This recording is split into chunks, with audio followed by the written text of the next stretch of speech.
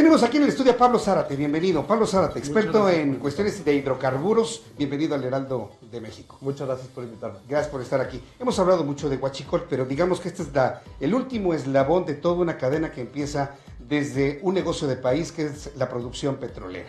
¿Cómo lo enfrenta Andrés Manuel López Obrador a lo largo de estos años? Tomando en cuenta que Petróleos Mexicanos es una empresa que desde hace mucho tiempo se ha dicho que ya no nos funciona, que está en quiebra. ¿Cómo lo ves, Pablo? Bueno, creo que hay una necesidad muy clara de complementar las capacidades de Petróleos Mexicanos en cuanto a inversión en materia de exploración y producción. Es decir, Petróleos Mexicanos fue una compañía que fue increíblemente rentable en las épocas de Cantarell.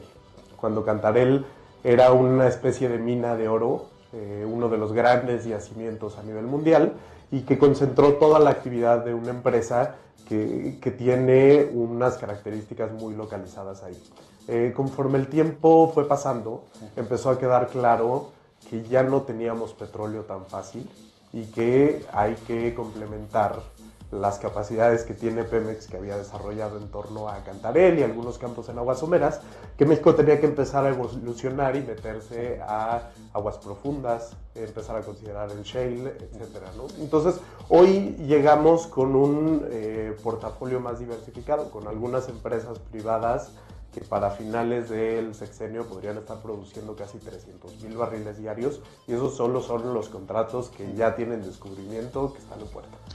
Yo recuerdo datos de Petróleos Mexicanos, reportaba una producción tan solo de Cantarell de 2,200,000 barriles diarios en 2006, que entiendo que fue el momento cumbre, ¿no?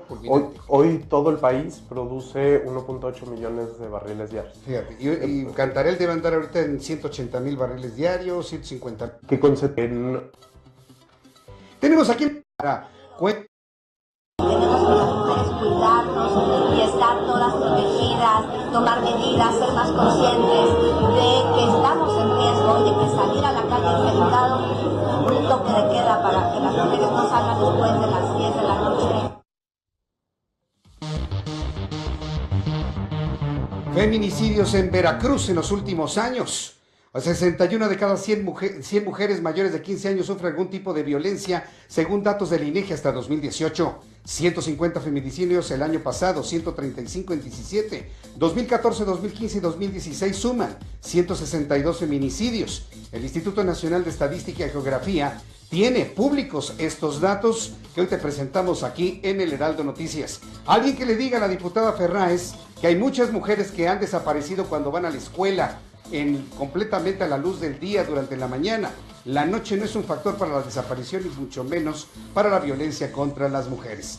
Ahí está la realidad que se vive en Veracruz y los legisladores buscan alternativas para proteger a las mujeres. Hoy se habla precisamente de una forma de proteger no saliendo de casa. ¿Tú qué opinas? Te invito para que participes en nuestro chat en línea. Tenemos aquí en el estudio a Pablo Zárate, bienvenido. Pablo Zárate, experto en cuestiones de hidrocarburos, bienvenido al Heraldo de México. Muchas gracias por invitarme. Gracias por estar aquí. Hemos hablado mucho de Huachicol, pero digamos que este es el último eslabón de toda una cadena que empieza desde un negocio de país que es la producción petrolera. ¿Cómo lo enfrenta Andrés Manuel López Obrador a lo largo de estos años? Tomando en cuenta que Petróleos Mexicanos es una empresa que desde hace mucho tiempo se ha dicho que ya no nos funciona, que está en quiebra. ¿Cómo lo ves, Pablo? Bueno, creo que hay una necesidad muy clara de complementar las capacidades de Petróleos Mexicanos en cuanto a inversión en materia de exploración y producción. Es decir, Petróleos Mexicanos fue una compañía que fue increíblemente rentable en las épocas de Cantarell.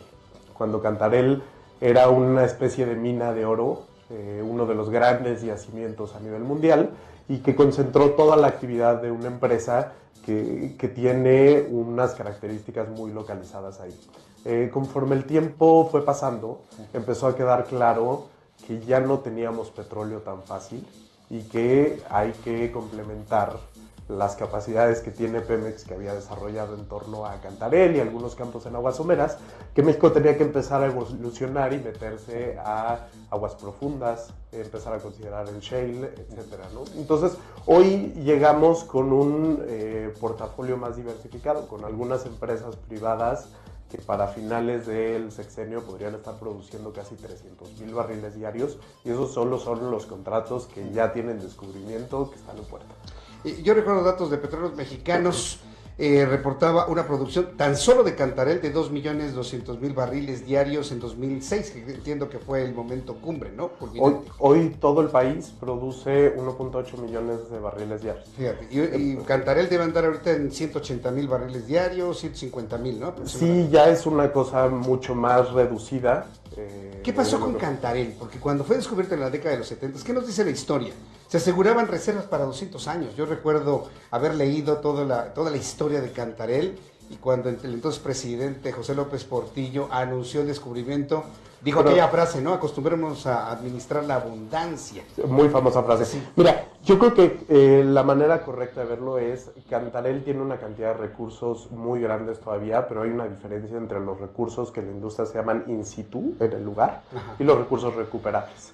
La tasa o el factor de recuperación de Cantarell está en los 20 cachos, que quiere decir que hay mucho petróleo, pero que con la tecnología actual no es rentable poder recuperar. Hay planes y, digamos, sueños de poder subir este factor de recuperación un poco y poder aprovechar más de Cantarell, pero esto requiere inversiones masivas, requiere de muchas ideas que seguramente algunas van a fracasar. Por eso varios analistas de la industria creemos que la mejor manera de pensar en el futuro es con la diversificación, con Petróleos Mexicanos manteniendo un rol primordial, pero pudiendo complementarse de distintos actores, como lo han hecho grandes empresas a nivel mundial.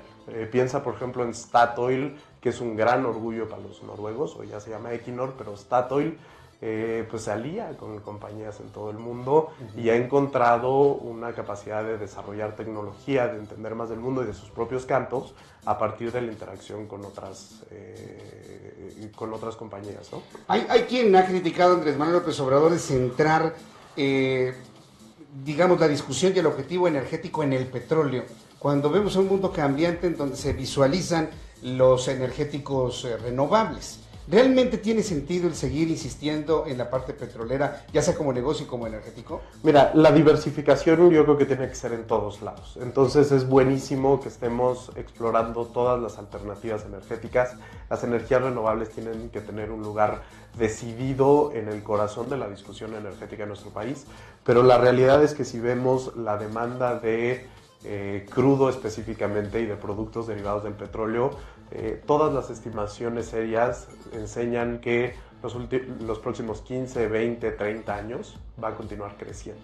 Entonces, no es un negocio que se acaba de la noche a la mañana, y aunque llegáramos al famoso pico de la demanda de estos productos, lo que los analistas dicen sería un periodo de transición gradual, ¿no? Entonces, el mercado para los productos derivados de los hidrocarburos va a seguir ahí, y yo no comparto la visión que dice nos tendríamos que salir por completo de este negocio.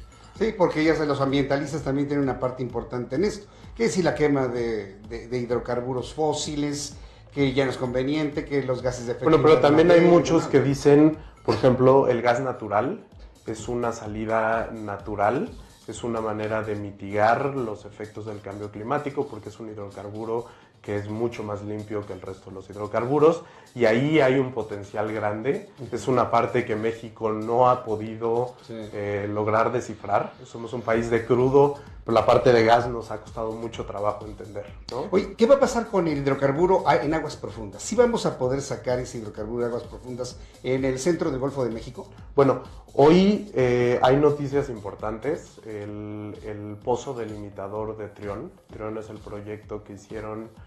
Es un proyecto histórico en el que Pemex salió con la australiana BHP.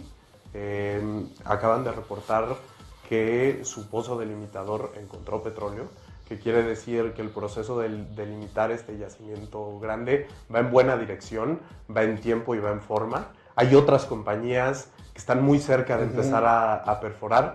Son procesos muy largos, sí, porque estamos hablando de sacar petróleo con unas profundidades bárbaras hacia abajo del mar, y luego sobre el lecho marino unas profundidades bárbaras. Es como el petróleo de la luna. Entonces no es algo que pasa del día a la mañana, pero México parece que está en la antesala de poder conquistar una gran frontera para nosotros, que eran las aguas profundas. Vimos con mucho tiempo por mucho tiempo con envidia a Estados Unidos, que encontró cómo entrar a aguas profundas y ultraprofundas en el mundo, y México no podía producir aún. No, estamos a punto. Pues Pablo Zárate, te quiero invitar en otras ocasiones para que sigamos hablando de petróleo, de gas. Permíteme invitarte para que platiquemos de la cuenca de Burgos. ¿Qué pasó finalmente con este proyecto en tiempos de Calderón? Y pues te agradezco mucho que nos hayas acompañado el día de hoy. Muchísimas gracias por invitarme. Muchas gracias. Pablo Zárate, especialista en hidrocarburos, aquí en el Heraldo Noticias.